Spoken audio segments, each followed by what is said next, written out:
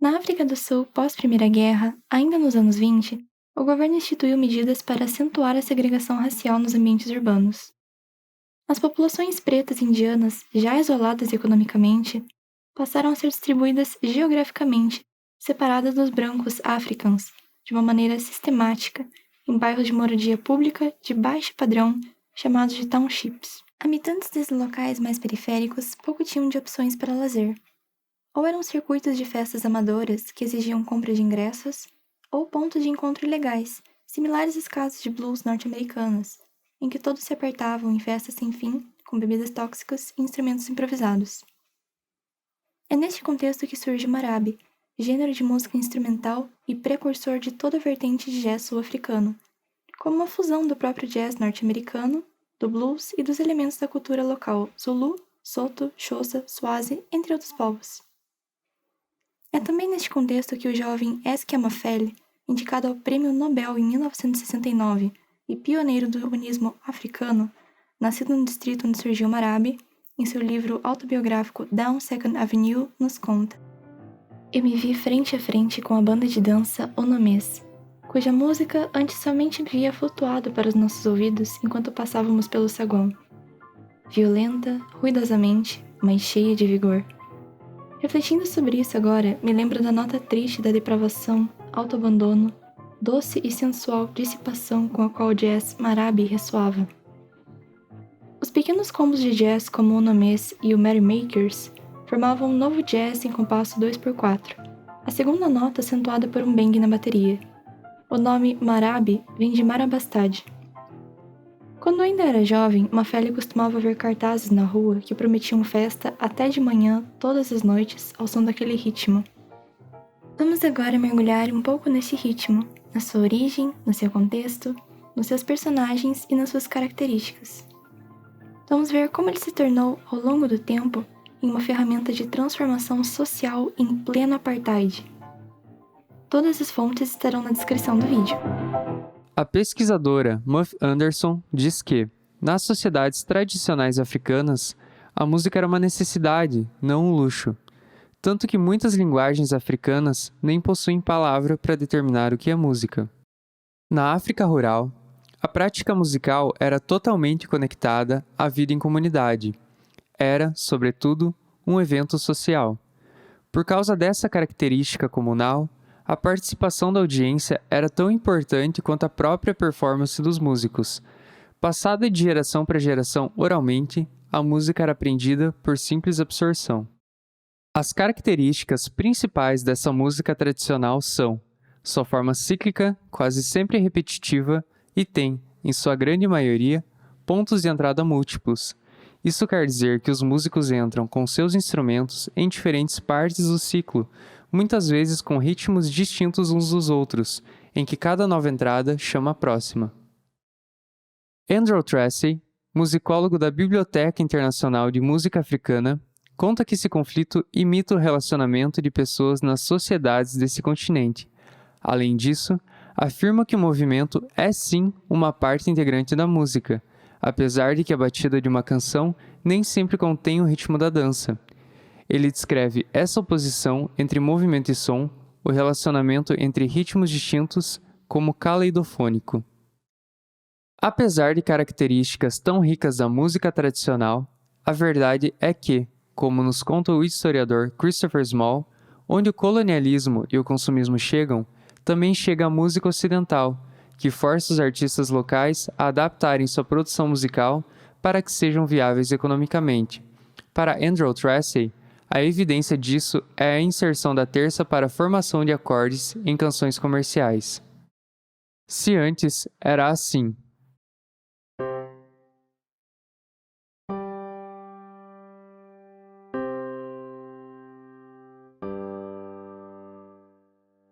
Que possibilitava uma maior liberdade melódica para complementar, agora a harmonia passa a se apresentar dessa forma.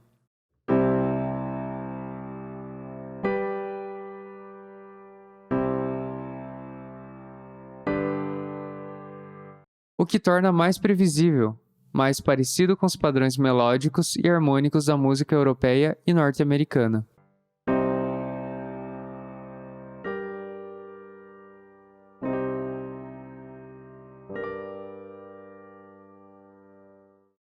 Esses conceitos são importantes para entender por que o marabe, e principalmente o maior representante da música popular comercial sul-africana, o mbaqanga, são híbridos da música tradicional dos povos originários, com sua característica cíclica e seus ritmos complexos, com a música ocidental da época, o ragtime e o jazz. De acordo com uma visão purista, esse hibridismo deveria ter sido desencorajado, pois eram vestígios do passado colonial.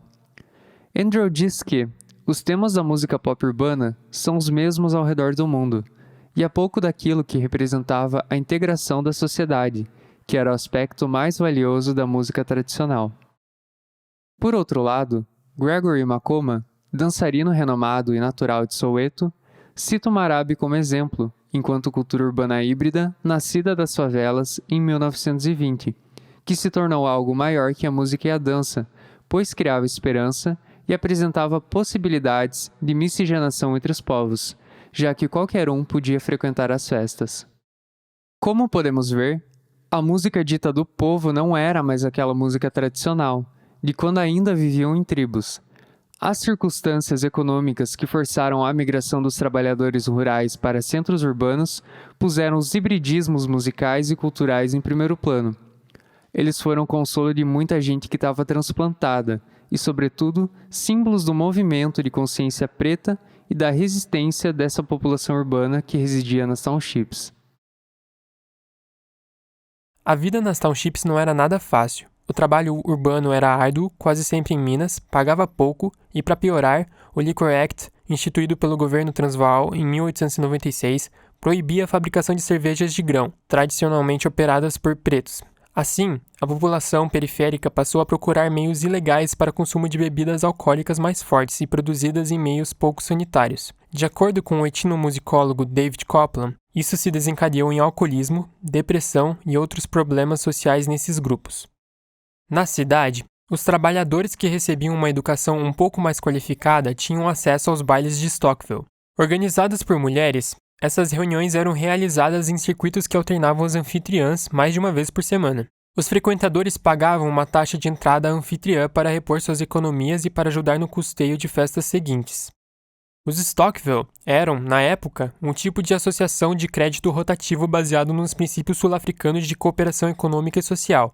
Até hoje há grupos de Stokvel funcionando. Nas décadas de 1920 e 30, eles foram importantes por dois motivos. O primeiro deles é que eram onde se conseguia bebidas de maneira legal, dada a lei de proibição de comercialização de bebidas alcoólicas que não fossem por produtores não brancos. O consumo de álcool nesses círculos era uma forma de manter o dinheiro dentro da comunidade, ainda que não aumentasse a renda. O segundo é que as atrações musicais eram, normalmente, bandas de metais, big bands, que após certa altura da festa, começavam a apresentar o ritmo do marabe, não em sua forma mais pura, mas naquela que permitiu a sobrevivência do estilo musical ao longo dos anos. Vê-se aqui uma representação da música enquanto forma de entretenimento comunal. A forma mais pura do marabe era aquela dos bailes em shebins, lojas de bebidas alcoólicas ilegais, normalmente de donos de descendência indiana, que serviam de ponto de encontro para os trabalhadores urbanos periféricos. Esses estabelecimentos eram tidos pelo governo e pela sociedade branca como sujos e amorais, e por tal razão foram cerceados e perseguidos pela polícia. Nessa era do concerto e dança, as festas iam até de manhã, devido ao toque de recolher e à falta de transporte público. Dizem que, nos shebins, os bailes duravam da sexta até a madrugada da segunda. Aos domingos, lavadeiras deixavam seus barris de lado e seus vizinhos os usavam também para fazer cerveja skookian, uma bebida antiga que diziam dar coragem aos homens para irem à luta. Os shebins eram redutos barulhentos, sempre acima da capacidade, e foi lá que o marabe nasceu, com improvisos em violões velhos, concertinas alemãs, pianos e instrumentos percussivos feitos em casa. As progressões harmônicas eram simples, de modo a se manter por 1 hora ou mais, para que as pessoas pudessem dançar sem parar. O músico lendário Wilson Field, também conhecido como King Force, disse uma vez que o marabe era feito com qualquer instrumento que estivesse disponível, por qualquer um que conseguisse tocar ou fazer barulho. Não havia nada de romântico nos shebins em noites de marabe. E pessoas que se diziam respeitáveis, educadas pela igreja, passavam longe. Era o entretenimento de bandidos e pessoas perigosas. Por isso, eram frequentes as operações policiais em estabelecimentos dessa natureza. Também, por isso, não há nenhum registro fonográfico oficial da música do Marabi, ainda que já houvesse uma indústria de LPs desde o início dos anos 20. Quando o Marabi sai das townships e passa a vida da classe média sul-africana, inclusive em casas de jazz brancas, é porque as bandas que já tocavam nos Stockville começam a aumentar em tamanho e em popularidade. Isso incomoda o governo já com o projeto de apartheid em mente, assim tornam-se frequentes também sanções oficiais ou da união dos músicos predominantemente branca. Peter Hisand era o líder dos The Merry Blackbirds, então ele conta pra gente que somente ao falar inglês e fingir que não era um cidadão sul-africano, sua banda era tratada de maneira adequada. Isso porque os Blackbirds eram um grupo que mais se afastava do Marabi, favorecendo o swing norte-americano. Quem ocupa o outro lado do espectro eram os Jazz Maniacs, liderados pelo pianista de Marabi, Solomon Zulu Boy, o Celi. Ele aplicava os conceitos aprendidos nos bailes ilegais em todos os seus trabalhos. Apesar de não ser o oposto às ideias do swing, Zulu Boy acreditava no desenvolvimento de um jazz marabi africano na forma de orquestra. Ele foi morto misteriosamente em 1944. Outras bandas se utilizavam do Marabi em alguma medida, como Harlem Swingsters, o Rhythm Clowns, Rhythm Kings, os Jazz Symphonators, o Rainbow Swing Band e os Jazz Revellers. Os músicos que integravam essas bandas eram fruto da cultura de townships e também do Marabi. Os Jazz Maniacs fizeram bastante sucesso nas periferias de Joanesburgo, principalmente Sophiatown. Ao contrário das townships, Sophiatown era um bairro de classe média em que os brancos e os pretos frequentavam as mesmas festas, e eram muitas. Também, lá começou a carreira do lendário grupo vocal Skylarks. No entanto, com a expansão da área branca, os moradores pretos de Sophiatown foram brutalmente expulsos pela polícia, suas casas destruídas e redistribuídas aos antigos e aos recém-chegados brancos. O bairro passou a se chamar Triumph. O triunfo do Marabi para uns e a falha para outros reside em aplicar na rica tradição musical do país alguns conceitos da música tonal europeia. A inserção da terça nos acordes mais simples permite a composição de progressões harmônicas mais comerciais. O uso de instrumento harmônico de teclas como o piano ou de cordas como o violão foi fundamental para o surgimento do Marabi. A harmonia totalmente coberta por apenas um instrumento exigia menos músicos, enquanto o ritmo podia então ser executado por quem conseguisse. Assim, tinha-se a garantia de pelo menos uma atração musical por festa. O ciclo harmônico é chamado de progressão Marabi. Essa é a maior herança que o estilo deixa para os que nascem a partir dele. Vou usar como exemplo o campo harmônico de Dó aqui no meu piano.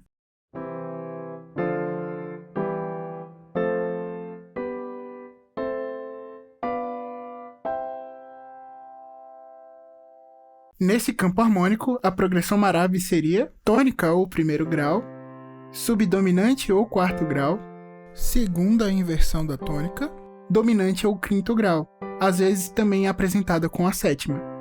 Além disso, no Marabi se usa um ostinato harmônico em ciclo de 32 pulsos.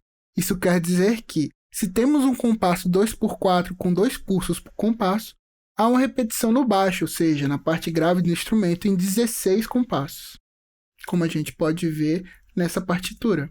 Por exemplo,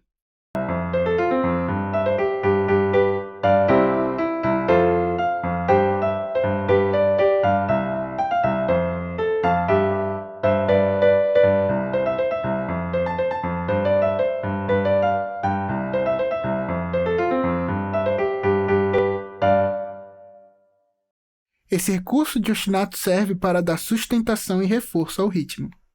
Alguns estudiosos dizem que a música africana não precisa de metrônomos, condutores e outros artifícios que mantenham a estabilidade do tempo, já que, se você está fora do tempo, não há música. No entanto, não fosse o ostinato harmônico, seria difícil para os percussionistas, nem sempre profissionais e quase sempre bêbados, se manterem no ritmo certo.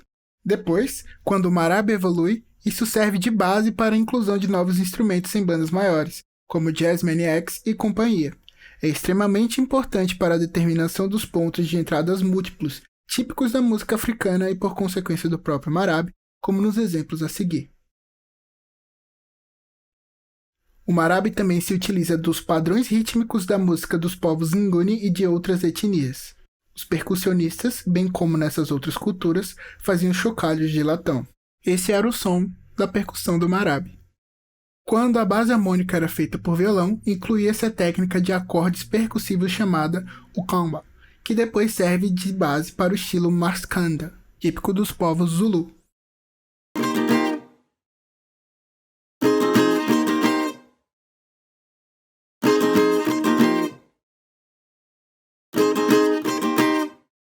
Na primeira metade do século XX, o marabe mostrou influências em outros gêneros musicais que se originaram a partir dele. Com raízes semelhantes em um ambiente próximo, surgiu o Kwela, popularmente urbano e com elementos de jazz, que a partir da década de 50 ficou conhecido com mais força, tanto nacionalmente quanto internacionalmente. Este gênero, por mais que em suas origens não tenha tantos registros gravados, tem sua característica marcada ao misturar o jazz americano com uma instrumentação única sul-africana, utilizando um apito chamado penny whistle ou tin whistle, que é um apito de lata, um tipo de flauta.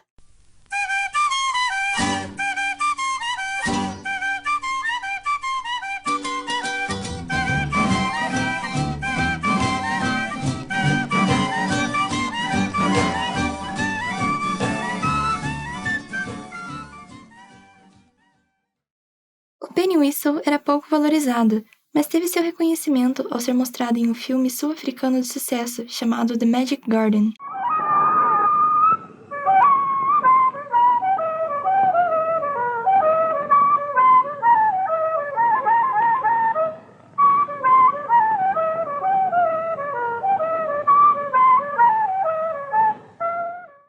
Outro estilo musical que tem suas raízes no marabe é o Indunduma, um dos primeiros gêneros que surgiram em Durban, cidade da África do Sul após a Primeira Grande Guerra, que tem o mesmo público e características iniciais do marabe, pegadas de jazz misturadas com melodias locais, sendo que este em específico utilizava principalmente instrumentos de teclas e shakers.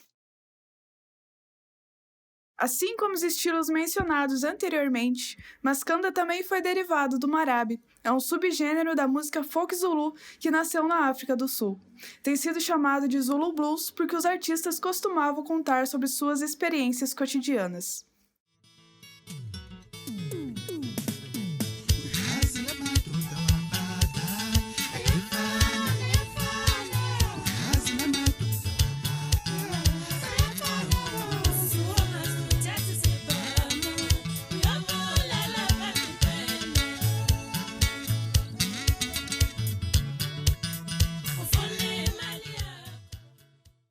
As músicas possuem elementos de improvisação, permitindo aos músicos compor e competir entre si. E embora o violonista seja considerado um músico mascande por excelência, existem muitos que tocam violino. Ainda assim, havia pouco violão naquela época devido à falta de madeira para a construção do instrumento. Nas performances foram englobados dois tipos de estilo para se tocar o violão. O ukuvamba, que é um dedilhado percussivo de acordes, que era tradicional do marabe em 1920 e 1930, e o ukupika, que é um dedilhado do norte da África do Sul. Normalmente utilizam mais o ukupika para se demonstrar mais complexidade por parte do intérprete e pensado para aderir às leis do Zulu. Alguns estilos utilizam apenas 5 das 6 cordas, enquanto outros utilizam as 6 cordas. Para isso, a afinação das cordas normalmente estão Ré, Si, Sol, Ré, Lá e o Mi, que está de acordo com o registro vocal dos cantores.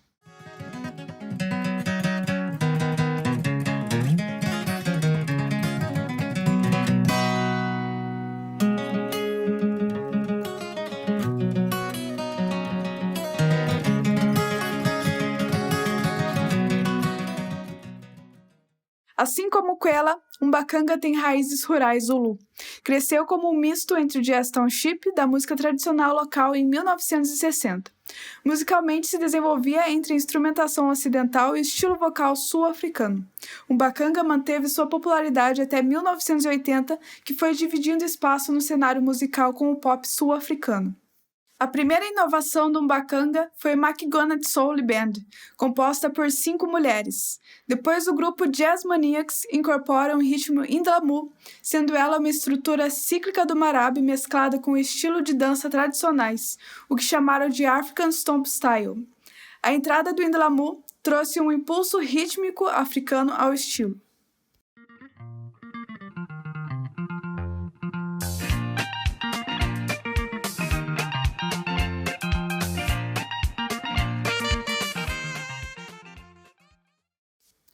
Outro grupo feminino conhecido pelo Mbacanga é o Marrotelha Queens, com 3 integrantes que se diferenciam pela harmonia vocal, a condução de dança rápida e a guitarra. Além disso, como exemplo, temos o Patá Patá de Miriam Makeba, que possui uma base harmônica no piano baseada no marabe. Durante a década de 70, o colonialismo e o apartheid estavam causando grandes inquietações pelo país. Então, buscando algum conforto, muitos músicos se inspiravam na música estrangeira para sair um pouco de suas realidades. Os gêneros mais populares estavam ao redor do jazz americano, o que levava artistas dos Estados Unidos a se apresentarem pela África do Sul, mas atrapalhavam gravadores locais. Na década de 80, ocorreram boicotes e pressões populares para que músicos sul-africanos tivessem um papel maior no cenário local, e mudanças foram aos poucos tomando conta do país. Esse foi o cenário em que o bubblegum nasceu, pegando características de gêneros anteriores do início até a metade do século XX, como Mbacanga, marabe e kwela.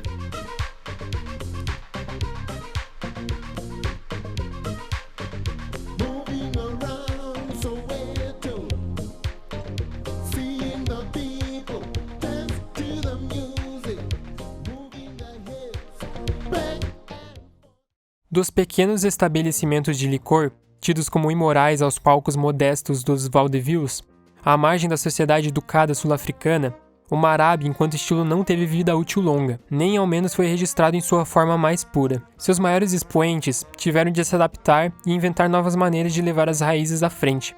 Mesmo com a censura brutal do regime do apartheid, esses artistas e seus pupilos transformaram a realidade musical desse país aos poucos, e conseguiram eternizar progressões, ritmos e técnicas de um gênero musical simples nas mais complexas e nas mais comerciais músicas já lançadas na África do Sul.